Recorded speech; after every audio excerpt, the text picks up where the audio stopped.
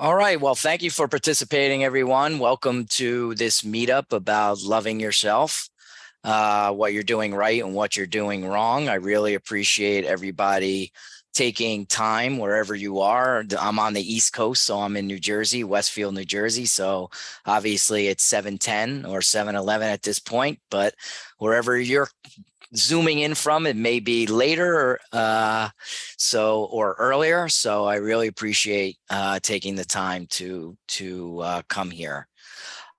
So I'm going to get started. What I always start off with is a disclaimer because I think it's important to put this information up here because I don't want this to be misconstrued as medical advice or therapy.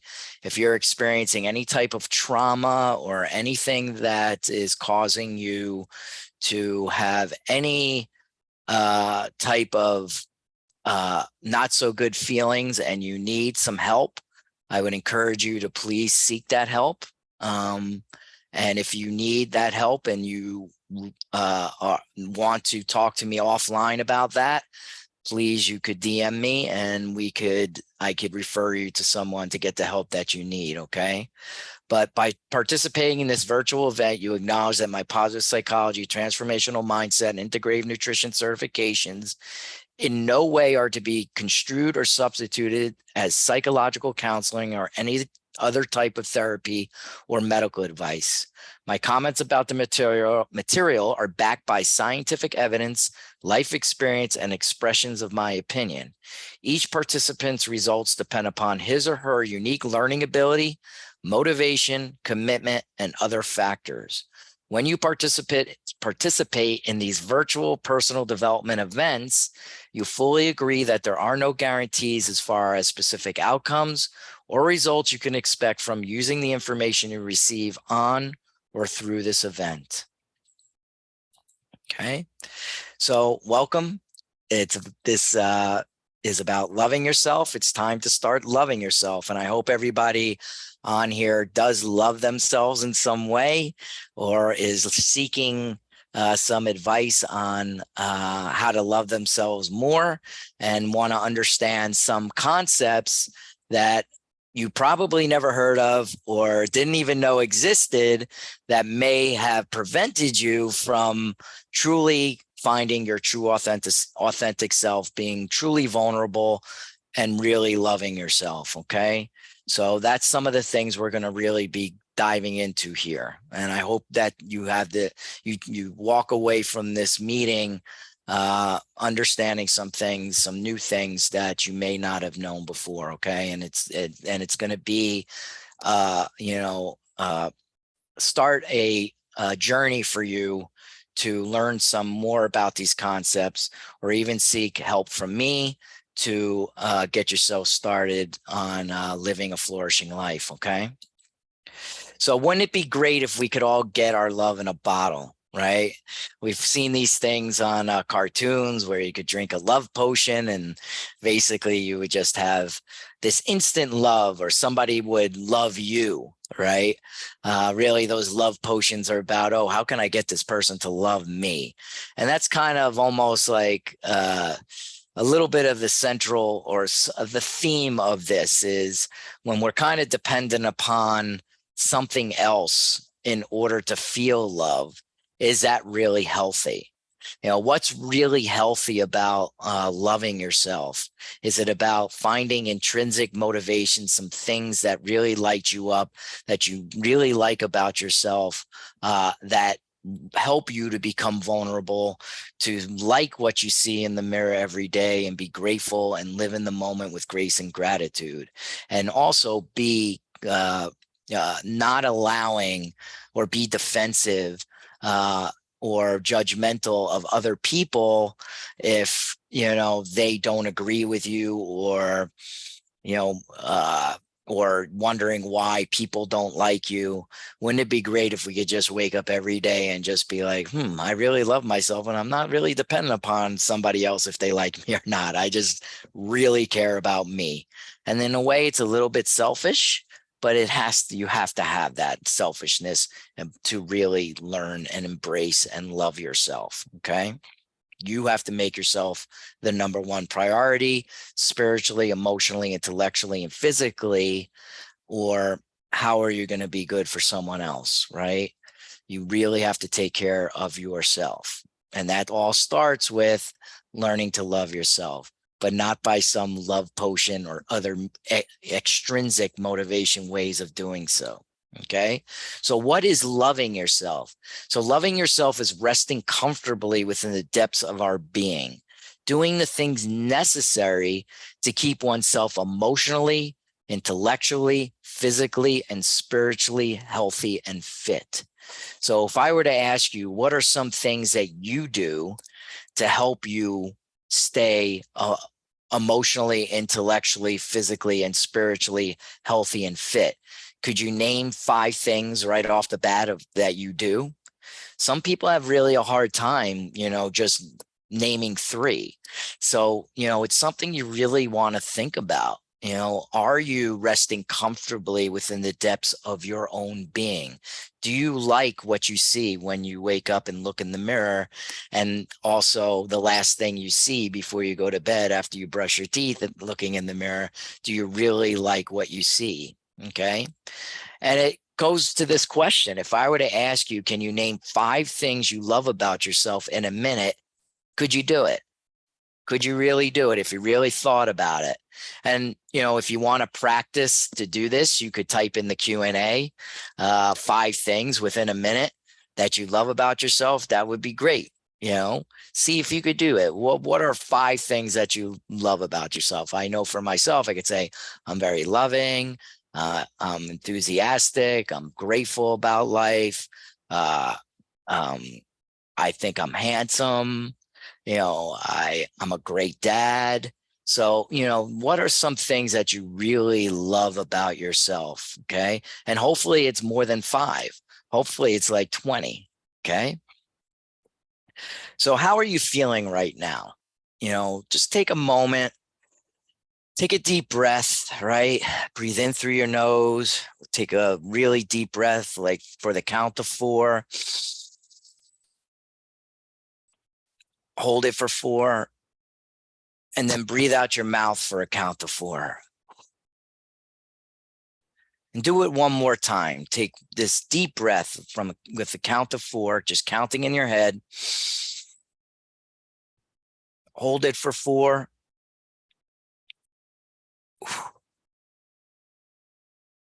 And just ask yourself, how are you feeling? Like currently in your life, are you not feeling free to be who you really are? Are you feeling depleted, anxious, resentful, sad, angry, or unfulfilled? Are you using like alcohol or drugs or food or any other things to like deal with some of the issues you may be experiencing or to avoid some of the issues in your life? Are you in a toxic relationship, or are you getting into toxic relationships? Like, is it a repeated pattern and you're just wondering, why does this keep happening to me? Are you blaming the other persons as if it's always them, right? Are you letting yourself go physically? Are you not taking care of yourself physically? Do you not take pictures of yourself or have body image issues? And lastly, do you compare yourself to others wishing you were like them? I know for myself at a certain point in my life, I'm 53 now, but when I went through my transformation, I was 22 when I finally decided to deal with some of the trauma that I was experiencing, such as some of the shame, the abandonment issues that I had to deal with of losing family members, and some physical abuse growing up, and also growing up Jewish in a neighborhood that wasn't Jewish. And I experienced a lot of anti-Semitism and things like I did some of these things. I was feeling depleted, anxious, angry, unfulfilled. I knew I was capable of so much more when I look at myself in the mirror, but I still was like lost. And I was using like marijuana and alcohol to cover up those feelings. And I didn't even know what relationships were, even though I've had girlfriends back then. Nobody taught me anything about how to, communicate properly or express my feelings or my needs or my wants, or how to not be a people pleaser, or even how to to not feel intimidated by a very strong woman. Like that was something I was intimidated by. So when it comes to like some of the masculinity things, I was kind of bit by the bug of uneducated masculinity. I really didn't love myself, right? It was very difficult for me to understand who I really was. And therefore, I was doing things that were the opposite of loving myself, right? I was just trying to protect myself. So if you could identify with some of these things, it's never too late to change. And it's, again, I always like to come out with this, that if you've experienced some traumatic event in your life that's you haven't dealt with, you really need to go seek help and to try to resolve and come to terms with some of the trauma. Like I had to deal with the trauma that I mentioned before, but there's still always this inner little Danny, inner child that sometimes gets triggered by certain things because the scars are there.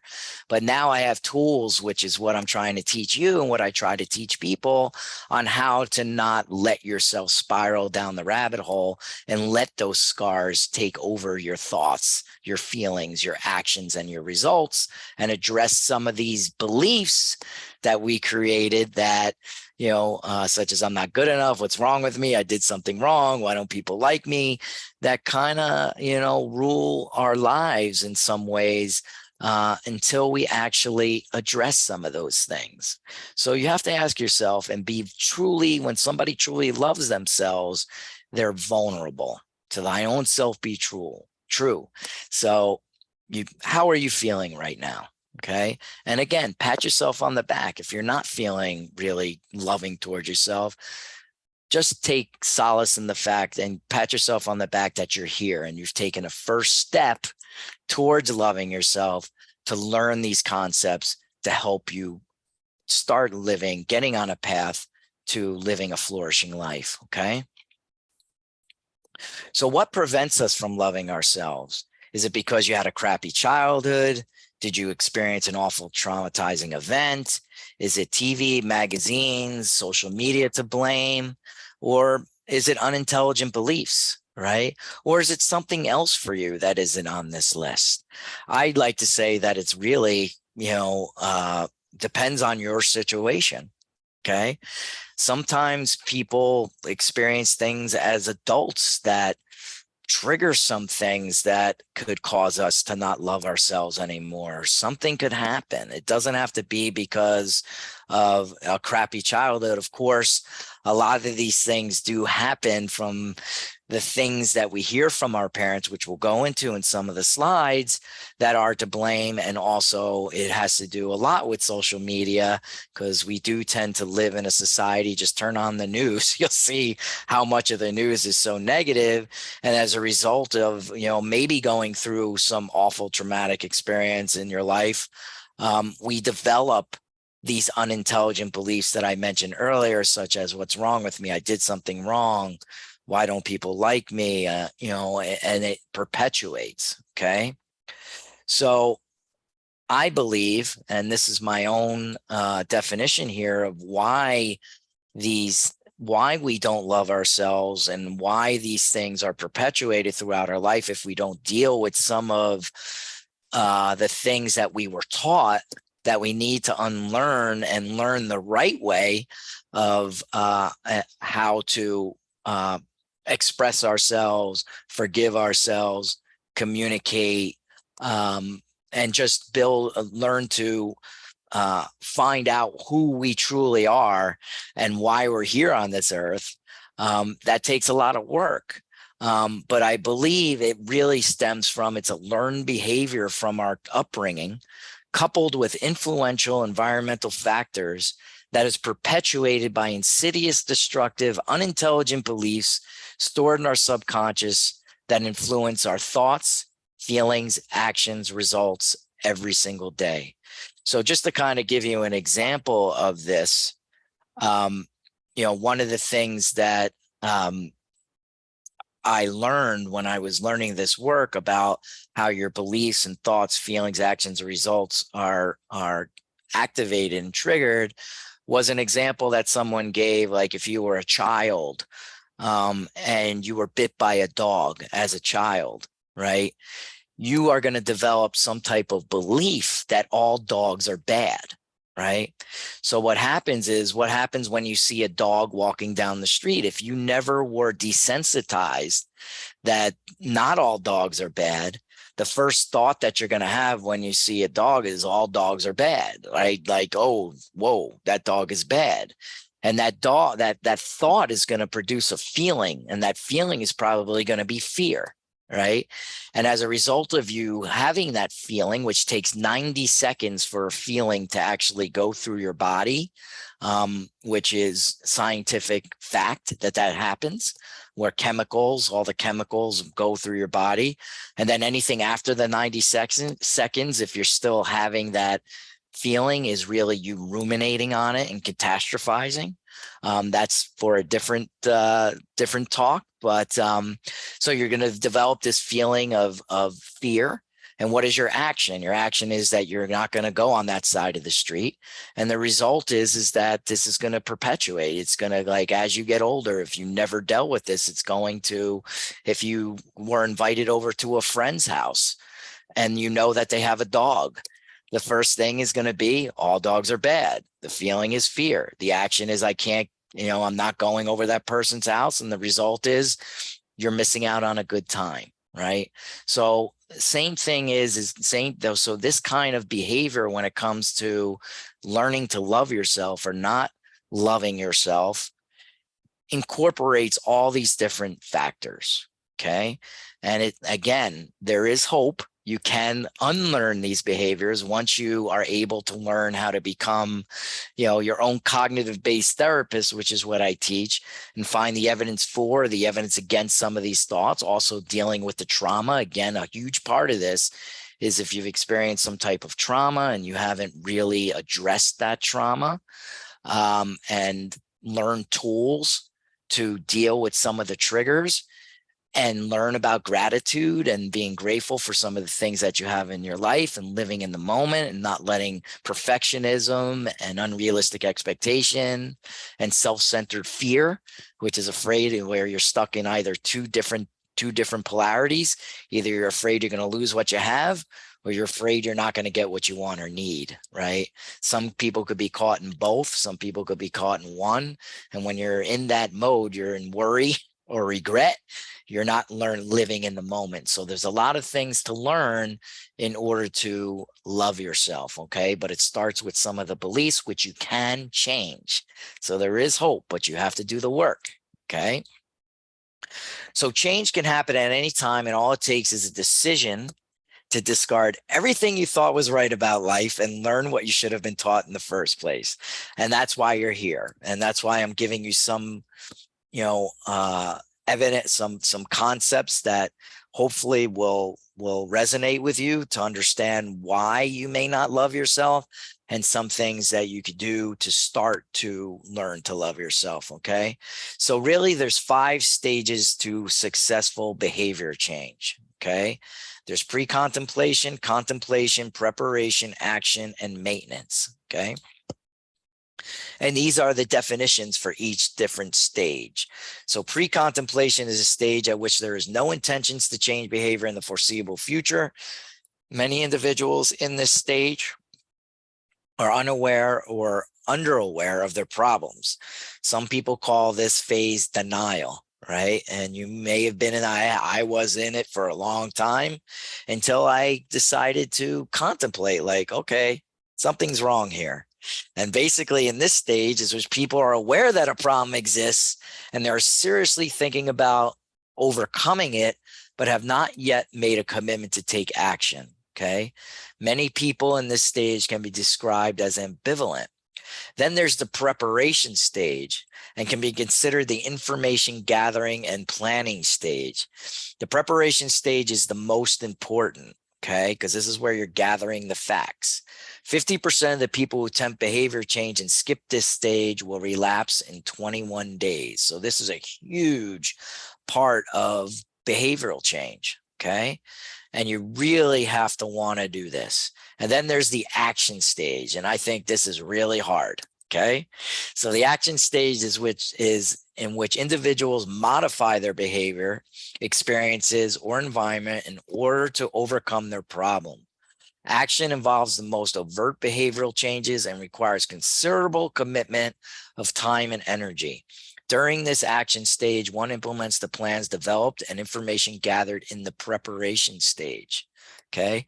So during this stage, there's a very very wonderful neuroscientist, and you could look her up. You could Google her. Her name is Dr. Carolyn Leaf, and she does a lot of work. She's been doing a lot of work in this field for over 30 years.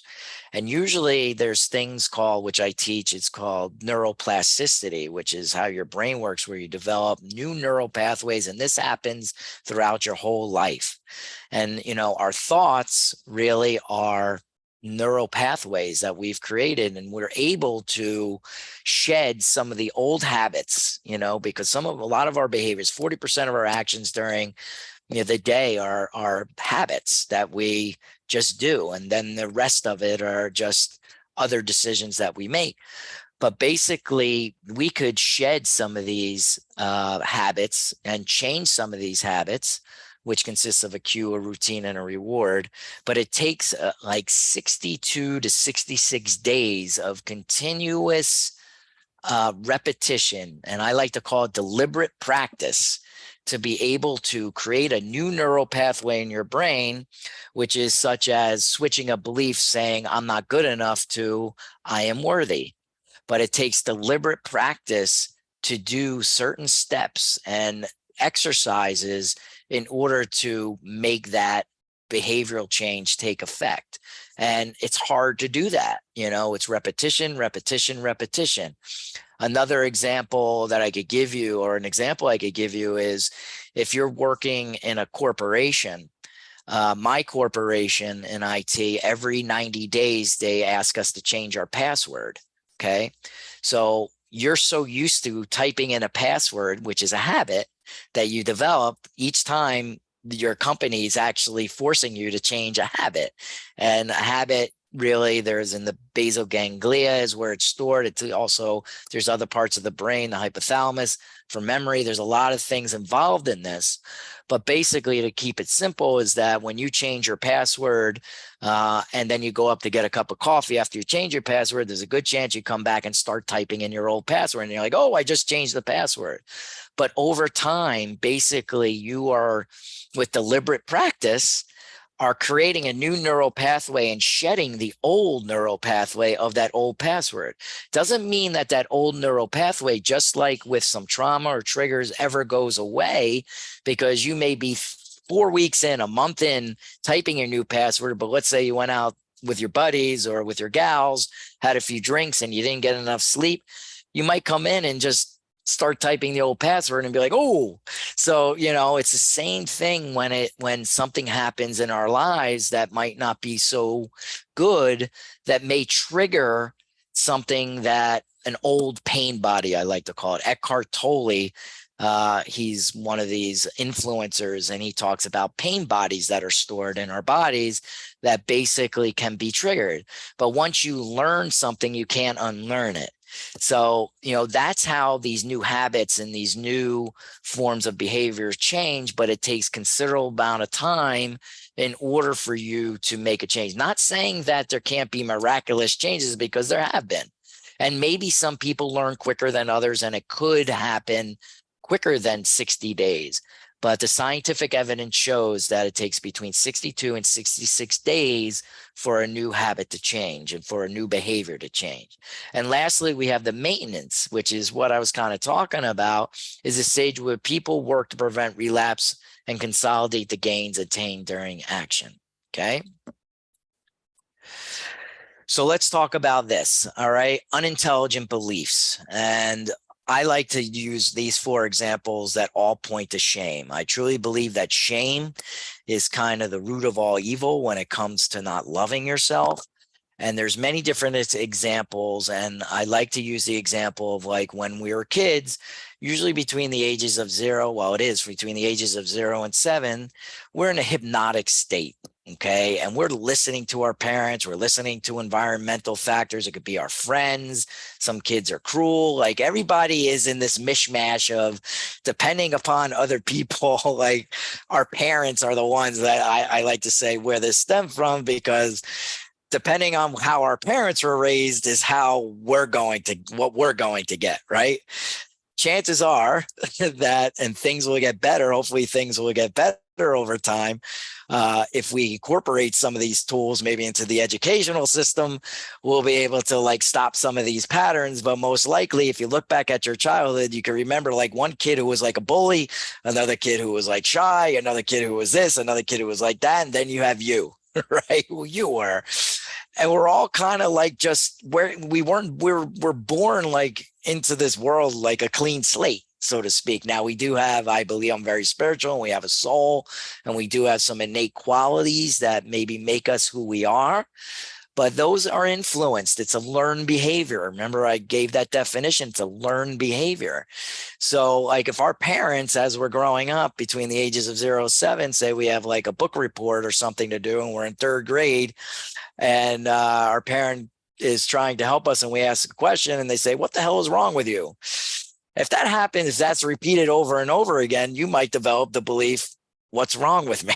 You know, or your parent says you're doing it all wrong all the time, or somebody says you're doing it all wrong.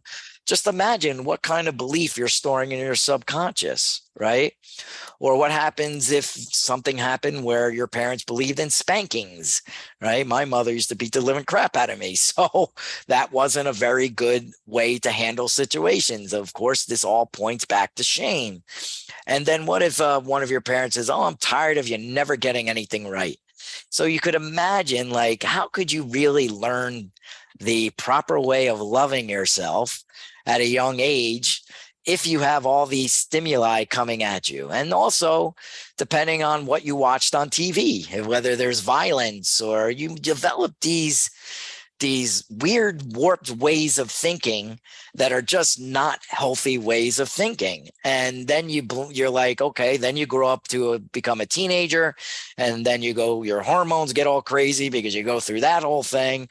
And then, it becomes even worse where you're just like, you become this awkward kind of person as you're going through puberty.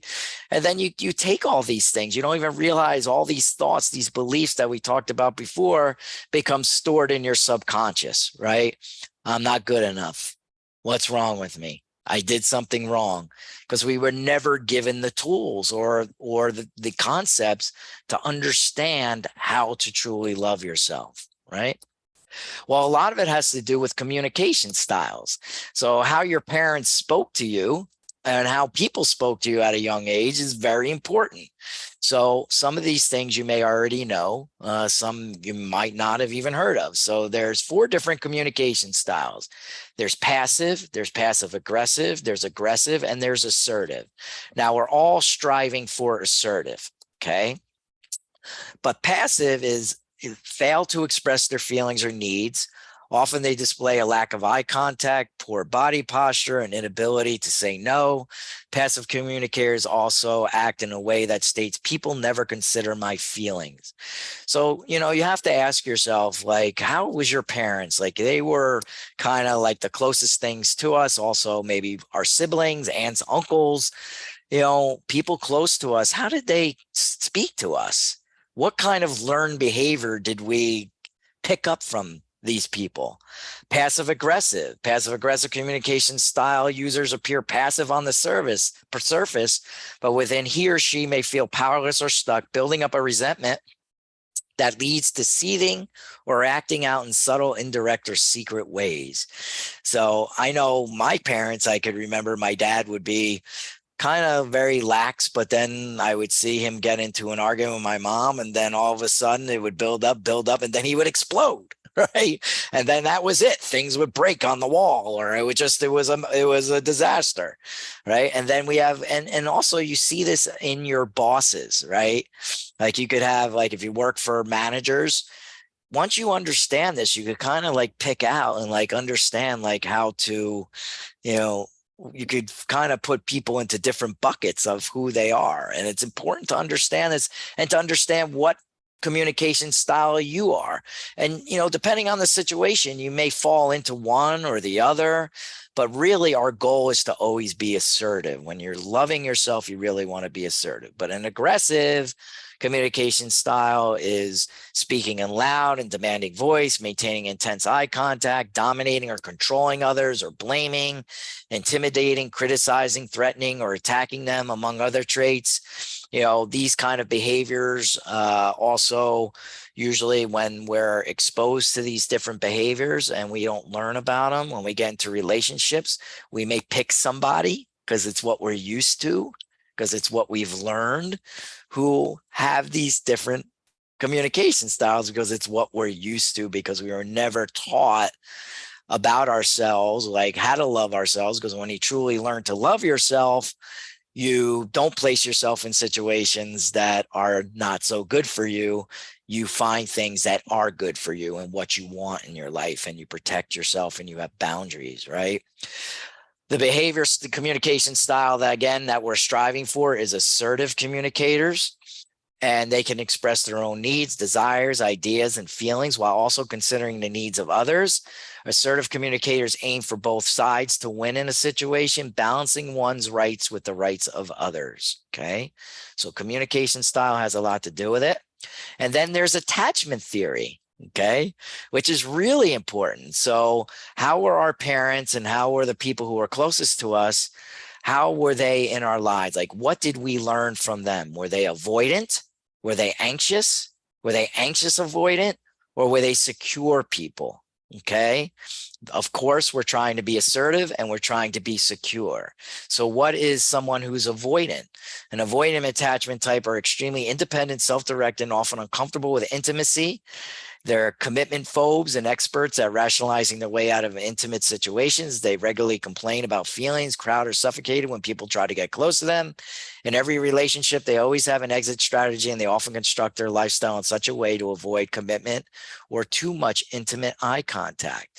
So, I've heard so many stories of people saying, my mom never told me or dad told me that they loved me until I was like an adult or ever, right? So that could be somewhat of an avoidant, attachment theory, attachment style.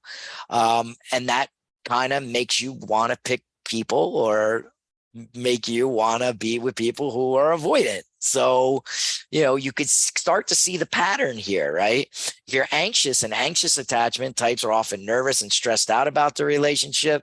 They need constant reassurance and affection from their partner. They have trouble being alone or single. They'll often succumb to unhealthy or abusive relationships. So these kind of people are very jealous. You may know them in your life. They're not secure. They're jealous because of their own situation, the environment that they grew up. And then you have some poor people who just have both. And that's the worst that you want to be. They're anxious and avoidant, right? So you could see there's no way that you could truly love yourself if you're living in these three different attachments and those other basically communication styles. And what we're really trying to strive for, okay, with a lot of work and learning new concepts and tools, learning how to question our thoughts and living in the moment and a bunch of other things, right? Dealing with our trauma, we want to become secure. People with secure attachment strategies are comfortable displaying interest and affection. They are also comfortable being alone and independent. They're able to correctly prioritize their relationship within their life and tend to draw clear boundaries and stick to them. Okay. So it's really important here to be secure. Now, yes, some people become a little jealous or whatever, a little bit. That's okay. Like, you're human. Okay. There's a difference between like progress and perfection. Okay. You're not going to be perfect all the time. Right. But the most important thing is when you love yourself, you learn to forgive yourself. So when you do maybe fall off track, you're also able to apologize. You're able to communicate your feelings, wants, and needs. That's being secure. It's also being assertive. Okay. So if you could identify with any of these with other than secure, you have some work to do. Also, dealing with some of the passive aggressive and aggressive communication styles. Okay. So we're going to talk a little bit. Whoops, I got to go back. Sorry. Go back. So we're going to talk a little bit about how we could do this. So we have to heal the wounds and reprogram our brain. There's three different areas of our life. One of them is self-awareness. How introspective are you, right? It takes a lot of work. When I was going through, I know I was born innately to be a seeker. I've always been this way. I always felt different growing up. My people in my family, my grandmother told me I was the most loving out of all of her grandchildren. It's just the way that I always have been. I've always been drawn to people who are less fortunate, hence why I do the work that I do. But it took me a while to realize that this is my passion and this is what I love to do. So, but I had to go through my journey, just like you are where you are in your journey to get to where you are. But it doesn't, you could start at any time. Okay. My journey started when I was in my teens. When I was 17, I used to watch Wayne Dyer, Tony Robbins, Deepak Chopra. I was still screwed up until I was 22 that's when I really went to therapy and did some other things in order to straighten my life out, which was that's over 31 years ago. But it takes self-awareness, right? Becoming introspective, wanting to know about yourself, having that desire to do that. It also takes self-compassion. You have to be compassionate with yourself. Okay. Don't be so hard on yourself. Realize it's progress, not perfection. And coupled with self-care, what are the things that you're doing to celebrate the little wins, to manage your energy, not so much your time, in order to keep going, in order to become a better person emotionally, intellectually, spiritually, and physically. And it doesn't stop. It's a lifelong journey. Like the journey never ends. It's always great to keep learning, and learning, right? If you want to look at, I look at this, why do we have this consciousness? Well, I look at, you think of how many souls, if you're spiritual, how many souls were didn't get the opportunity to experience being human, right? I look at my life as a spiritual being having a human experience, right? And it's wow, I should really try and take advantage of this, because who knows if it'll ever happen again, right? So it's let's try and make the most of this, and you should. But that takes the self-awareness, the self-compassion, and the self-care to do the work so you could live a flourishing life. And some of the ways that we could do that is acknowledging that you're depressed, anxious, angry, fearful, sad, violated. It's okay to feel this way. All right. It's not your fault. I don't know how many people on this call watched the movie Good Will Hunting, but that was a great movie when, the kid was abused, but he was a genius. And basically Robin Williams at the end was saying, it's not your fault. It's not your fault. And that's what I'm saying to you. It's not your fault. You've learned things that shaped you to be who you are. But again, the good news is you can unlearn those things, turn your life around, and learn the right things, okay? Understand that underneath all the top layer emotions is hurt. So if you're feeling angry, what's under the anger? It's hurt. If you're feeling sad, what's under the sadness? You're hurt. You're feeling depressed, what's under the depression? You're feeling hurt, okay?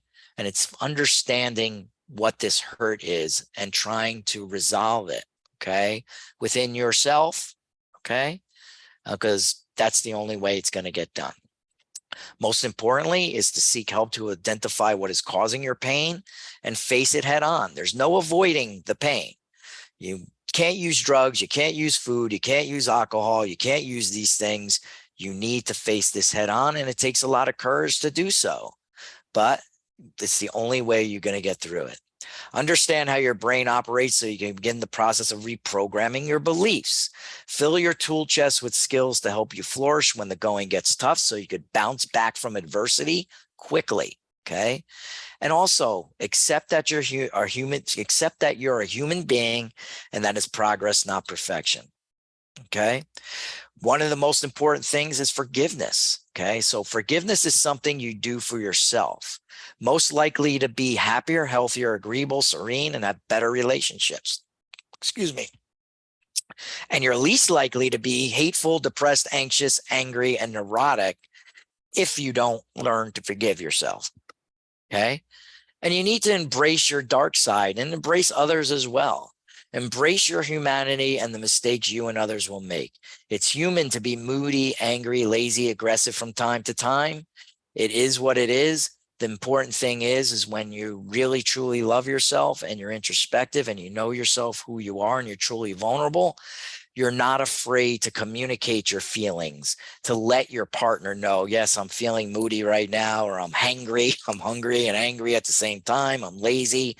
Give your partners or people in your life the reassurance that, they didn't do anything wrong, because we all have these insecurities that maybe we might have done something wrong or whatever sometimes. And, if you're truly secure and love yourself the most, even if you do, you still might have some type of feeling that maybe you did something wrong, because we're energy beings. So we pick up on other people's energy.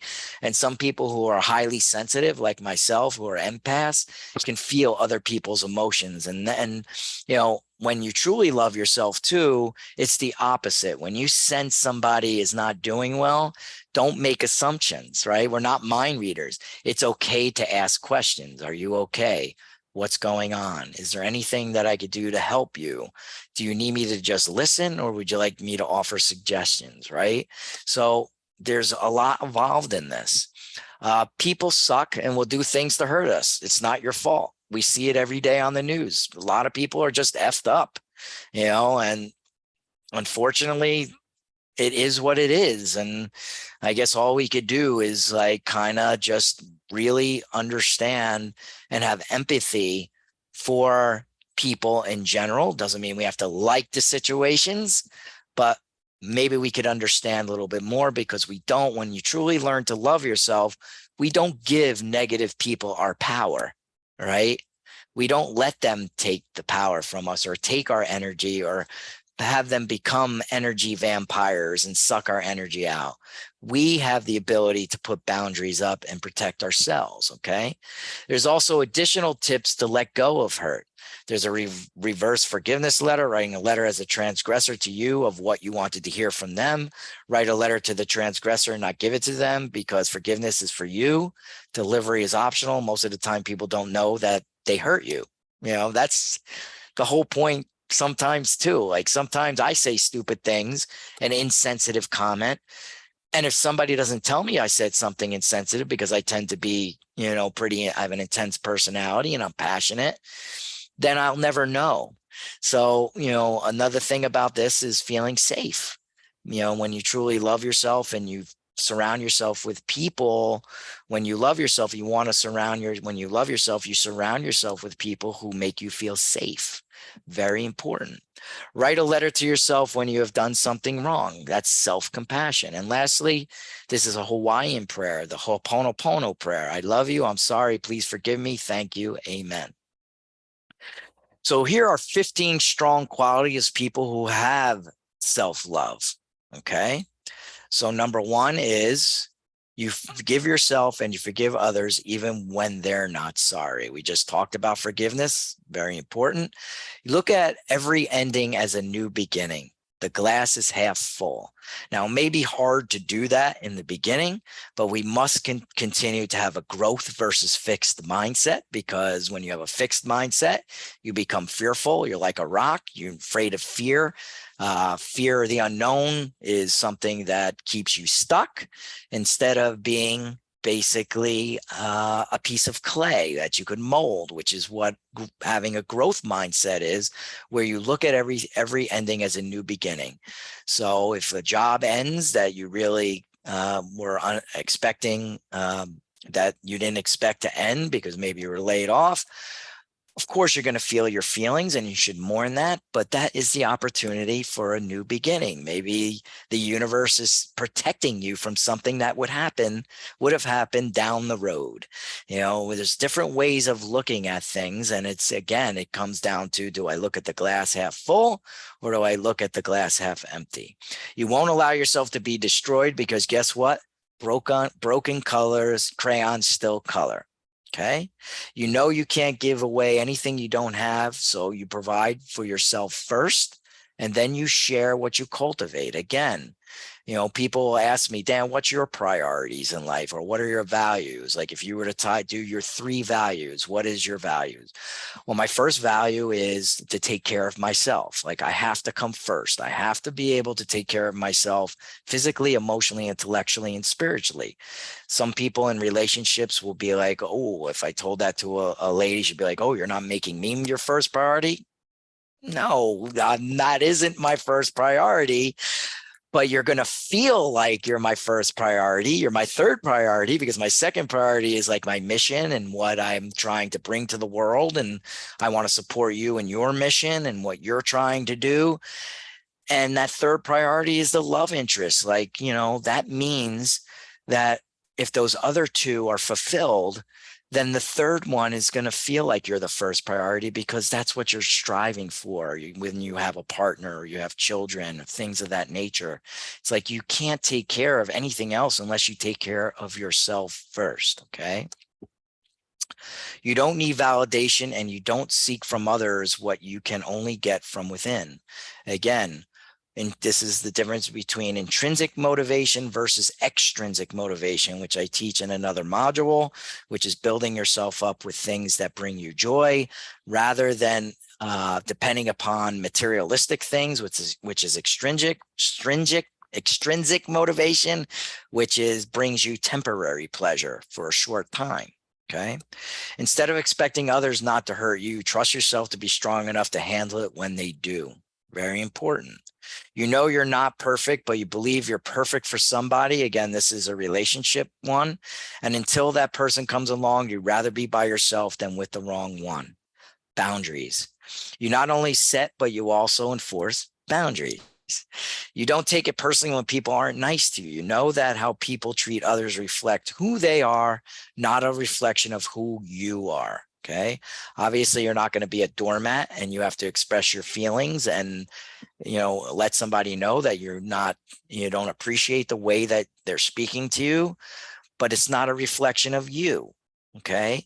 When somebody truly loves themselves, they understand that it's not triggered from a belief of I'm not good enough. What's wrong with me? I did something wrong. And you don't come at it from like, oh, why doesn't this person like me? Because you have developed these people pleasing tendencies, and you don't get involved in narcissistic relationships or gaslighting.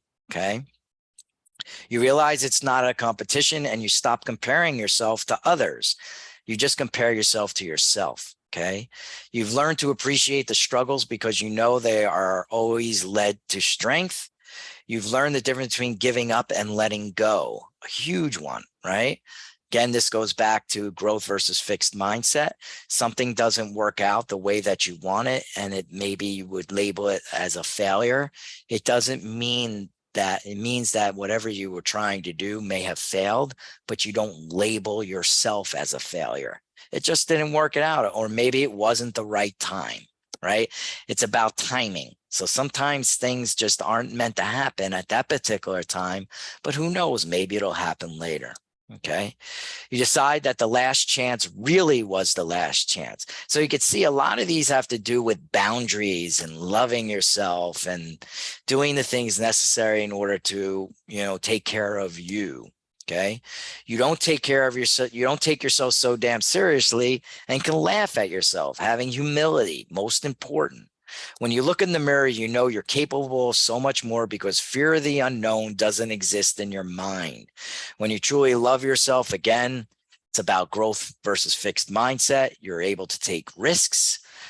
You don't look at life as a fearful adventure, like fear of the unknown, which is a man-made concept. When you look at the birds or the squirrels or your dog, they have no fear of the unknown. They just do what they do. But because we have these neocortex that we basically develop this fear of going for what we're truly passionate for, instead of replacing that with curiosity, right? The opposite of fear of the unknown is being strong and also having curiosity. Okay. So these are 15 strong qualities of people who have self-love. This is something I created when I was 22, and it's called The 9 Ingredients of Love. So I wanted to learn to love myself, and these are my 9 ingredients of love. And what I do is when I work with someone one-on-one, I encourage them to make their own 9 ingredients of love. Okay. What does love mean for you? Okay. And once you're able to apply those 9 ingredients to yourself, then it becomes very easy to apply those ingredients to other people, places, and things, right? So what I did is I wrote out these 9 ingredients of love, which you could read. I'm not going to read every one. And I was able to hang them on my refrigerator, and I would read them morning, noon, and night, until I started to really understand the meaning while working on some of the trauma as well and other things that I needed to work on, the beliefs. And slowly but surely, these things move from my head to my heart. Okay. And I was able to truly embrace these things.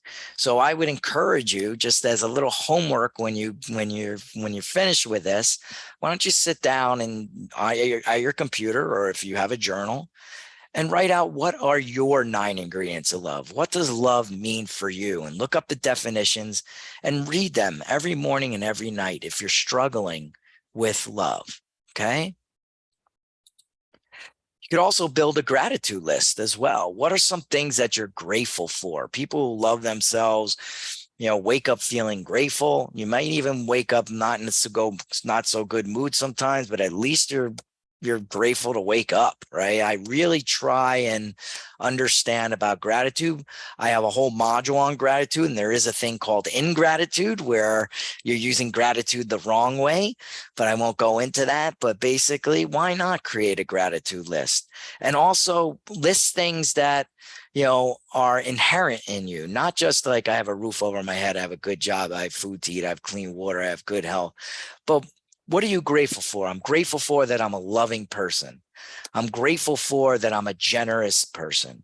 I'm grateful for I'm really smart and good at math, and I can contribute to my job in such a very healthy way, and they love me there, right?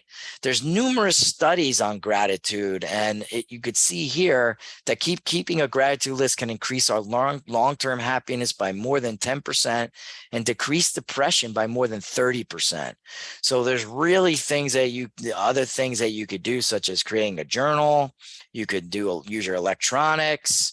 You could get a fish bowl and little pieces of paper and basically throw little gratitude, almost like at a Chinese restaurant where you get the fortunes. Why not make your own gratitude fortune? And you could pull one out in the morning and throw it back in, mix it up, and pull one out and read one before you go to bed, right? Write something that you're grateful for that happened that day, okay? I have a whole module on this. So this is where I talk about some of the things. I hope you enjoyed some of those concepts. I can't go into every single concept on loving yourself because we'd be here for a little while, but I did create an online course, okay, that has 74 lessons. And basically, we just went over some of the concepts in the Loving Yourself module, again, which is the antidote to perfectionism. Okay. So it's modeled upon positive psychology principles and concepts. It helps you understand emotional triggers and empowers you to unlock your true authentic self. It's a go at your own pace course. And there's also an add-on that after each module, there's 7 modules. You could have a 60-minute call session with me at the end of each module. This is what the course kind of looks like and the price of what it is. So basically, why not invest in yourself? So this is the module: self-centered fear, unrealistic expectations, perfectionism. And then we just went over some of the things of loving yourself. There's gratitude, and there's living in the moment. So we went over loving yourself, which is the antidote for perfectionism. The antidote for unrealistic expectation is gratitude. And again, for self-centered fear, which is a third negative behavioral pattern, it's learning to live in the moment. Then I have the 7th module is a transformational toolkit that I've created. After each module, there's worksheets and homework for you to do. And then there's basically long game coaching. Again, this is more for if you really want to have me as an accountability partner to go over each module with you. There is that add-on, and basically here are the prices for the different modules. It's not a la carte. It's basically one price, and the price is $249 for the course. Okay. And then I have my integrative nutrition program because, like I said, I'm certified positive psychology practitioner, but I'm also through the IIN, the Integrative Institute of Nutrition. I am an integrative nutrition coach because I had to deal with some stomach issues when I was growing up. And I had surgeries, and basically I went to the traditional medicine route, and they just wanted to keep giving me a lot of medication, and I wanted to go an alternative route. So I went to functional medicine, integrative medicine, which healed what's called leaky gut. Most people don't know what leaky gut is, and therefore they have a lot of autoimmune things that are leaking into their bloodstream. And I'm very passionate about this because it cured all of my things and helped me lose like weight and gave me supplements. And people say, Dan, wow, you're 53, you don't look 53.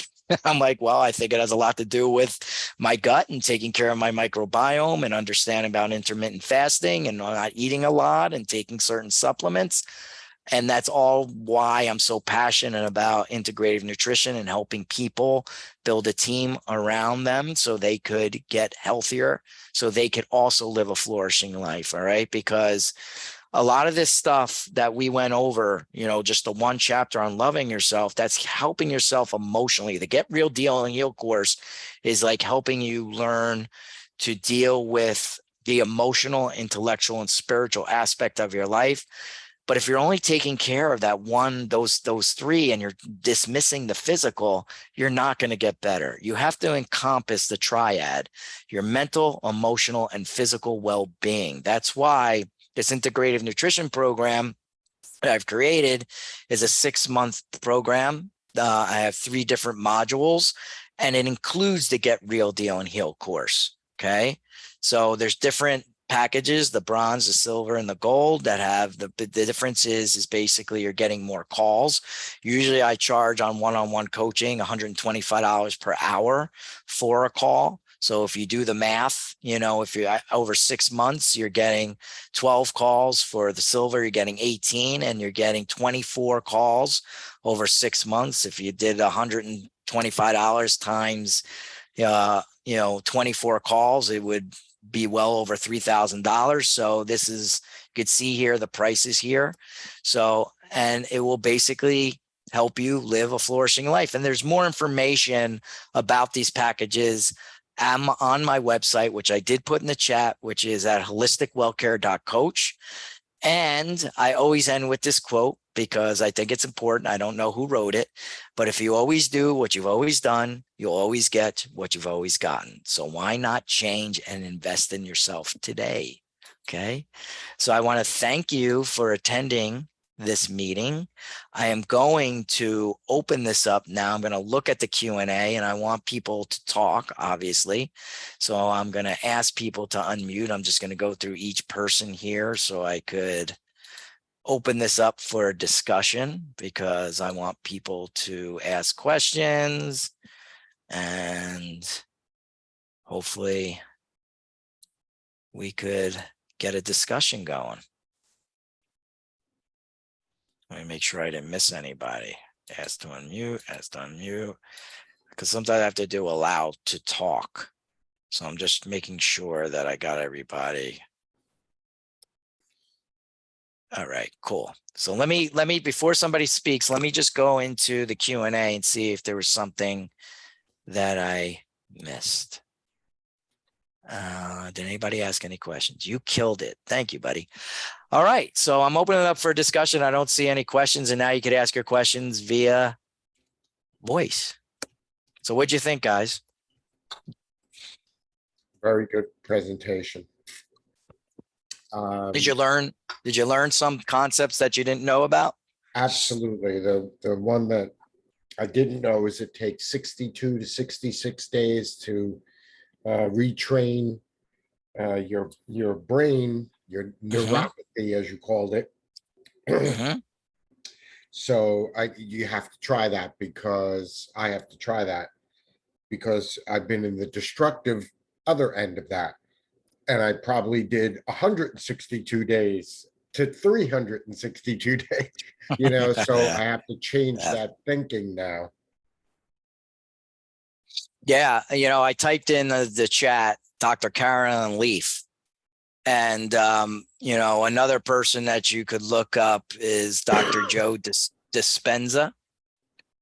He's another one. Dr. Karen Leaf does a lot of research. She's a, neuroscientist, and she's very good. And I think you would gain a lot of knowledge. And, YouTube is a blessing because there's a lot of free content, and you could look up videos on her, and you Right. could learn some things there. Yeah. Yeah. And then the communication styles, Mm-hmm. attachment theories, self-awareness, all stuff that it takes a lot of brain power to do. It It's hard. does. I mean, it's unlearning what you thought was right and relearning what you should have been taught, which most people, I wasn't taught this stuff. That's why I'm kind of passionate about, like, this stuff being taught in maybe high school, to kind of give us, they offer psychology classes and stuff to teach us about psychology and the theory of psychology.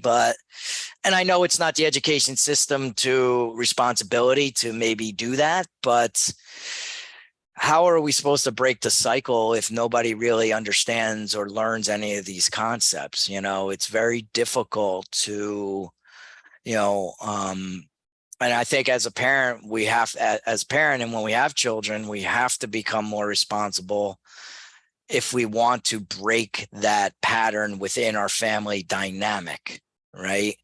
So I don't think anybody is immune. And even if our parents maybe were the best parent, because sometimes there's things that maybe, there's situations where I work with people where some people have had everything done for them when they were growing up, and that could also be very detrimental. You think it's a loving thing, but it's almost like a helicopter parent where you're protecting your kids too much, and then they grow up to not learn resilience skills, right? So there's a fine balance of really trying to, raise our kids and raise these humans in a way that is a balanced way, right?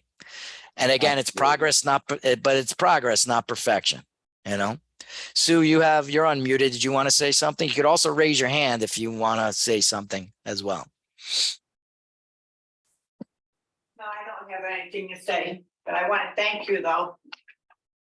Great. Well, thank you. Anybody else have any comments, questions, announcements? Where can I contact you on the regular? So I see Yomenga, so I have that.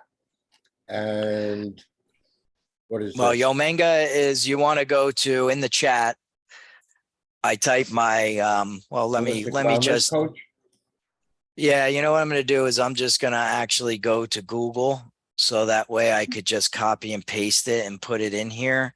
And then if I type it in, if I paste it in here, you should be able to click on this link, Okay, perfect. and it'll take you to my website. And there's actually on there, there's like a free 60-minute consultation as well if you wanted to talk some more Right. about some of the programs. I would encourage you to do that. It'll give you a Calendly invite thing that you could set up an appointment. Yes. Yes. That's interesting to me going forward, because I have worked with some other people, but um, and I have your email here as well. All right, perfect. Great. Oh, Are you gonna post this with the um recording. the slideshow on Meetup? Because I didn't get to do the slideshow, but I was listening. Yes, I could post a PDF version, but I'm also going to post a recording. So this is being recorded. So basically, I am going to, when I stop the recording, when this meeting ends, it'll take Zoom will process the thing, and then I have to transfer it to my Google Drive, and that usually takes like 16 hours or whatever. Overnight it should be ready. And then I take that link and I paste it into, I'll send an email to the people who signed up for this through the meetup, through the actual event. And I'll paste that link so you can go back and rewatch it. I'll also put it in the chat, and I'll also put it in the comments in the event. Okay. I think Yes, I need to, you had a that's- lot of good points in there, and I think I need to go over them. I like the one of posting stuff on the refrigerator and the can. It's like some of that you talked about is some of the AA stuff for me anyway. You know, Yep. like putting stuff in the can, you know, to Mhm. get rid of, but instead of getting rid of it, you put it in the can so you can take it out of the can and read it. I like that too. Yeah, like a fishbowl kind of thing for gratitude lists. Yes. Right. Mhm. Mhm. Diane, were you going to say something? Can you hear me? Yep. Oh, I guess, I've been to a few of these and they're wonderful. They're really a reminder of the things we need to be grateful for and how taking care of ourselves is so important. But I lost 3 family members in the last 18 months. 2 we Oof, knew were sorry. coming. Yeah, thank you. 2 we knew were coming. It was Alzheimer's. But my brother was a complete surprise. Between my mom and dad passing away, my brother got diagnosed with a brain tumor, and 8 months later he was gone. So, you know, I've been through the grieving, and I've been to a lot of the grieving process groups, but what stays still is, how do you dive deep down into yourself and find the effort it takes to start doing all these things to take care of yourself? Because that's where I'm struggling. I know what I need to do. I can't seem to find the effort to do it. I think it, Starting point, right? And that's where I'm struggling. yeah. Well, I mean, one of the things is having good people around us to see that we're struggling, and then giving us the kind of push to say, listen, you need to take care of yourself and keep pushing, and having that support. Of course, there takes a level of, wanting to be able to do it and just doing it. I mean, it's just forcing yourself at the very depths of your being and using every concept, every tool that you have. Like, even, one of the things, like, I guess to give you an example, like, my mom passed away from cancer at 58. She smoked cigarettes, and I begged her to stop smoking cigarettes so she could be around to see her first grandchild. Luckily, she did, which kind of forced me to get married early and have kids too soon. But I felt like, what was I going to do without my mother? Like, it was just like very difficult for me. And also, like, going through a divorce, it was like I had a choice. I had other people who depended upon me. I had kids and I had people around me, and I needed to understand that the energy that I was putting out was not just affecting me, it was affecting other people.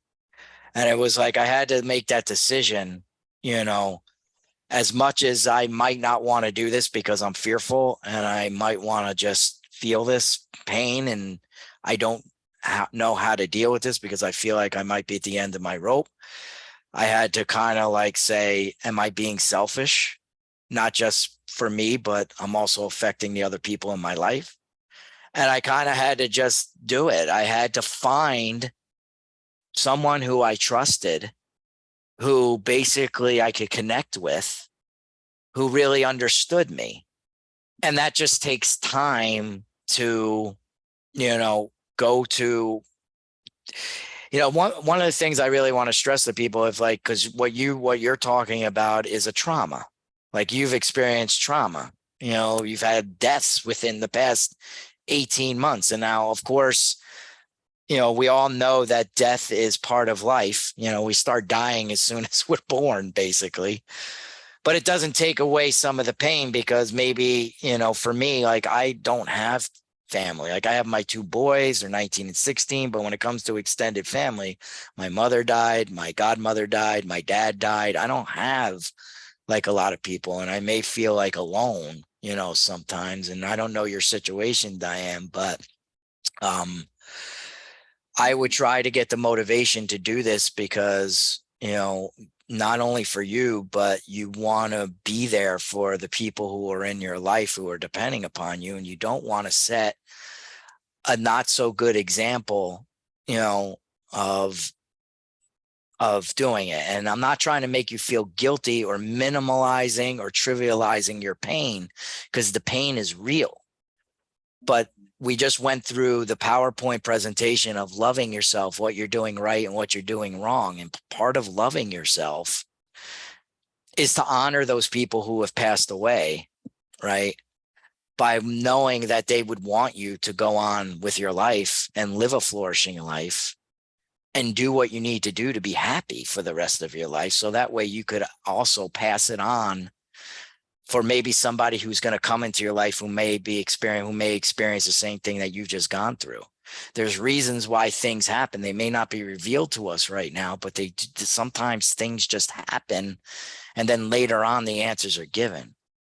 So I don't know if what I'm saying is helping you, but if you wanted to, discuss it with me further, you can go to my website and book a 60-minute consultation, and you ask me questions on how I was able to, or what steps I took, because I don't want to take, a lot of the call, and maybe other people might have questions about what steps I took. And just to give you a brief thing, I had to be humble and go to a therapist, and I had to be put on medication, an like I think it was Lexapro, to help me, just boost my neurochemicals, so that way I could work through some of the shit that I was dealing with. And there's no shame in that. So you may have to do that. Okay. Thank you so much. You made some great points. That was a hard thing to do. I threw you a tough one, so I really appreciate it. The part about doing it for not only the ones that have passed, but doing it for your family. Thank you. I really appreciate that. That helped. That definitely I'm helped. glad. I'm so glad. And listen, I'm always here. Again, if you want to talk some more, please take advantage of that free 60 minutes. Okay. And if you're looking for like somebody who is a trauma, one of the things, let me just explain for the people who are here, is that, one of the reasons why I created Holistic Well-Care Advisors is because, like, on social media, when you want to tell what you do, they're like, no spamming, no this and that, like you can't. And I was like, I don't understand why you're even having groups then, if you're not allowing people to, tell people what you do, right? Isn't that the point of this? And I was like, I'm going to create Holistic Well-Care Advisors in a meetup group and take a 180-degree turn and invite guest speakers so they could get clients, so they could, under the holistic space, be able to provide material of the latest research of what they're doing on different modalities that could be used within the traditional, in conjunction with the traditional medicine space, so that way you could get the information you need, right? So this is why I do. Obviously, I do this because I want to have clients and, and transparency, because, I believe I have products that I could help people live a flourishing life. But I also want other practitioners, like, there's other resources that you could look through past meetings to look at, like, maybe I need somebody who does trauma yoga, right? And I had a guest speaker who talked all about trauma yoga. So there you go, call somebody up, call the trauma yoga person up and say, hey, I'm interested in trauma yoga, or some other person that I have. So that's why I do these and why I have guest speakers come on. So you could basically find the resources that you need in order to, get the services that you're looking for. So, Deanna, I also have resources that I could refer you to who deal specifically with trauma.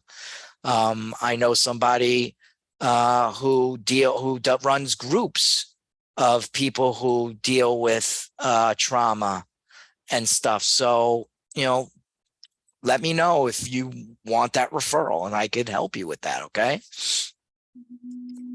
Thank you so much. I appreciate it. No problem. Anybody else? I have a question, Dan. When you're Sure. talking trauma in that, well, Mhm. I went through trauma with my family dying in that, but I don't know why, but somebody told me I was crying too loud, so I just shut down. And my thing is that I want to get it out of my system so that I can feel better, and not having it weighing me down. Because I know it's in there. I can, I feel it in there. It's just, how many sad movies do I have to watch? Or I just need to get it out of my system. Yeah, well, that's finding somebody again, like I was, telling Deanna, or it's Deanne, that you need to find somebody you could talk to do that, to walk you through that process of, getting rid of that belief that you developed when that person said to you, you don't cry, that crying is bad, right? That's the belief that triggered you, that's in your subconscious now, that crying when somebody dies is bad, which is horrible, right? And that crying in general is bad. You might have developed a belief that crying in general is bad. It shows a sign of weakness. And working on changing that belief, right? That crying is good because it's the body's natural way of releasing the hurt. Remember in the PowerPoint presentation, we talked about what is the underlying emotion that causes us that we have to heal. What's under sadness? Hurt. What's under anger? Hurt. It's the hurt, right? And we have to be able to process the feeling. We have to be able to process the hurt. Okay, that's really interesting. Yeah. So I do have counseling coming up, but I had to put it off because I had eye surgery. Oh, I okay. can't drive. All right. Well, now you know what to bring up. So Melissa has Melissa, you could speak. She has her hand up. Did she disappear? Where is Melissa? Sorry, I couldn't put my hand up. Did Melissa leave? Oh, Schechter, allow to talk. Whoops, sorry. Now you could talk.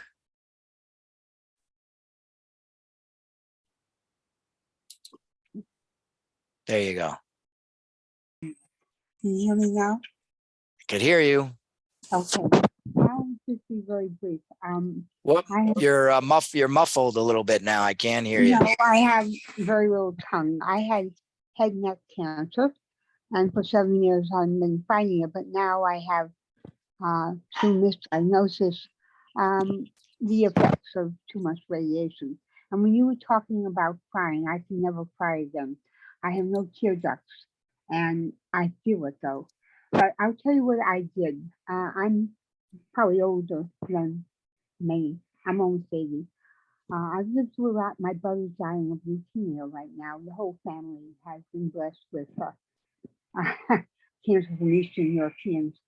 Um, I have read a lot because I've been in a lot. And there's a doctor, a psychiatrist in New York. I read his books, and I'm just going to say some titles. His name is Mark Epstein. He was a Buddhist and Harvard, and he worked his way around and he did this and that. He wrote a book that really deeply moved me. It's called Trauma in Everyday Life. It melds the Eastern practice of mindful meditation from, out in Amherst to the Buddhist way. The Dharma is a way of just getting through things and going within and trying to What let what it was the pass. name of the book Okay. again? Mark Epstein, Trauma in Everyday Life. He wrote tons of books, but 3 are very important. Going to Pieces Without Falling Apart, easy reads, and I think they focus you on common ways of accepting and letting things pass through you and going within to find your answers, not outwardly from too many other people, because everything is individual. And one I really like is Advice Not Given. It explains how you can cope. My whole family had cancer. My father died of brain cancer. My mother lived a long life, but had breast. The whole family was affected. What's the name of that book again? Well, there are many. Just look up his name, and there's around 20 books. He's very good. He has Mark a podcast. Epstein. Mark Epstein, M-A-R-K. Yeah. Epstein, Yeah, I copied and I looked him up, and in the chat, everybody, I pasted a link to Amazon where for the book Everyday Life, Trauma Everyday Life, and I'm sure that's where you could find all his other books. So if you're interested in that, you could go look there. But I just want to say one thing. Everyone's different, but I did not go to regular therapy. I had a great one who never, he looks like Paul Bunyan years ago. I just saw him briefly about something, but I had a Buddhist therapist, and all we did was meditate and occasionally would talk back and forth. I find that I don't have to spill my whole life to get understanding. This is it. One thing I've learned, you don't have to understand everything in order to know enough. We want to know everything. That's not important. It's what matters. And as we age, I found that I do two things that make me feel like I'm going to go on. One is I mentor people who are suffering, and I can feel it. I just listen. They understand more than a doctor or a friend who may not have been through it. I have people worse off than I am, and they mentor me. A mentee is someone you become friendly with, and maybe just as a friend. And I'm just saying, I have to be involved. I have now, I can't really move very much. The side effects of too much radiation have given me, reached my bones a bit. But I keep active because I know your body is weak. I find that you are what you choose to be. That's all I'm going to say. You want to be miserable, you won't have company. I found that a lot of people never get over it. And I say, well, if they had a good life, like my father, he died in the 60s, then it was a good life, and I respect the life. I think of it less and less now. I agree, but then I say I rejoice in knowing the person. We only have to say once, and we're going to wallow, then we're giving up the rest of what is good. That's what I have to say. I'm talking too much. Thank you. I can't hear you. I don't know why. No, I had it on mute, but thank you, Melissa. Thanks for sharing. I appreciate that. And thank you for the tip on the book. That's good there. And again, I put that in the chat, and it sounds like this Mark Epstein wrote a lot of books, and it sounds like he has a lot of good books that will help you. And I like what you said, Melissa. Listen, on my website, I tell people I teach people on my one-on-one life coaching page is what's the difference between a life coach and a therapist.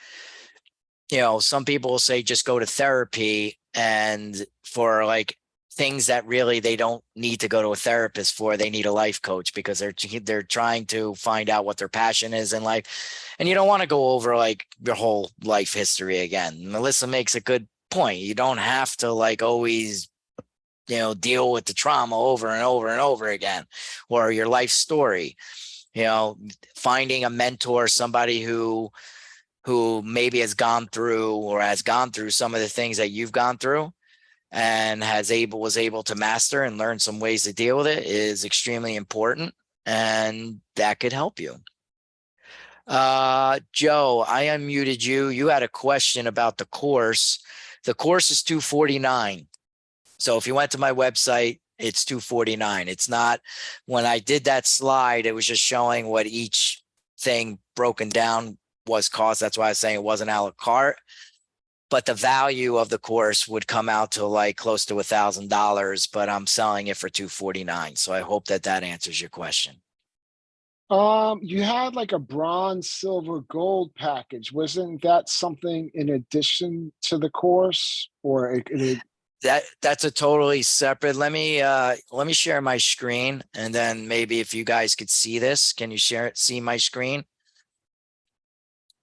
not yet? It'll pop There up. it goes. So if I went to, this is my web page. Okay. So I have 3 different offerings: one-on-one coaching, the online course, which is the Get Real Deal and Heal. And here is the integrative nutrition programs. So basically what I did is I did like a screenshot. So there's 3 different offerings. So my integrative nutrition programs, where you could read what it's all about here. And this is basically the packages. This is the slide that I showed you. So it includes the Get Real Deal and Heal course, because like I had mentioned, you have to take care of the mind, body, and spirit. Some people might be okay with their physical. They go to the gym, they work out every day, but they're emotionally screwed up. So, and they don't know what they really want to do with their life. So then they just take the course by itself instead of doing an integrative nutrition program. Most people, or I should say majority of the people who I work with, want to lose weight. It's usually when I do a coaching thing, like I give people it's like a pie chart. It's a wheel chart of like areas of their life, and I have them rate 0 to 10, how they are. And like 3 different areas, like physicality, they're like at a 5, and maybe finances, they're at an 8. A lot of times I find that people want to like lose weight. They haven't been taking care of themselves physically. So they opt for one of these packages, which encompasses, one-on-one coaching, because you're getting the calls. 2, you're getting handouts and learning how to eat properly and do those things. I also could refer people to like functional medicine doctors if they have like some autoimmune things going on that I could refer them to. I can also, as an integrative nutrition coach, I have an NPI number. I work with a company called Vibrant America. So I could, I try not to do that. I leave that for the functional medicine people, but I could prescribe a test like called a gut zoomer that they could order and then take to a functional medicine doctor. Instead of the functional medicine doctor just doing it, I much rather have them go to the functional medicine doctor, because I won't interpret the test, or I won't like tell people, okay, you should take this supplement or this supplement. I'm not a doctor.